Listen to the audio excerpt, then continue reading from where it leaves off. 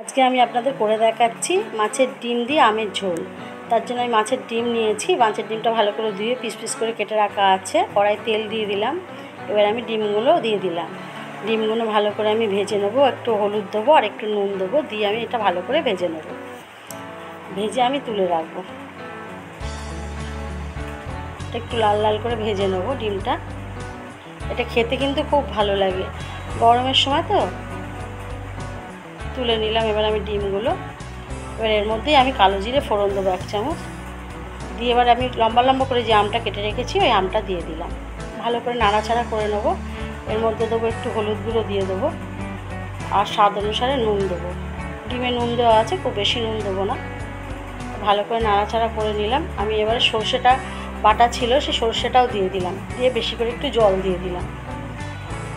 দিয়ে এটা ফুটে উঠবে। ফুটে উঠলে 1 চামচ চিনি দিয়ে দিলাম। দিয়ে এটা ভালো করে একটু নাড়াচাড়া করে এটা যখন নরম হয়ে যাবে আমি ডিমগুলো দিয়ে দিলাম।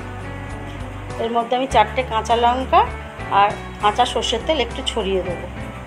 ভালো লাগলে লাইক করবেন, শেয়ার করবেন, কমেন্টসে জানাবেন আপনাদের ভালো লাগলো কি না, সাবস্ক্রাইব করবেন। হয়ে গেছে আমার ডিমের ঝোল, নামিয়ে আমি সার্ভ করে দেবো। হয়ে গেছে আমার ডিম আমের ঝোল।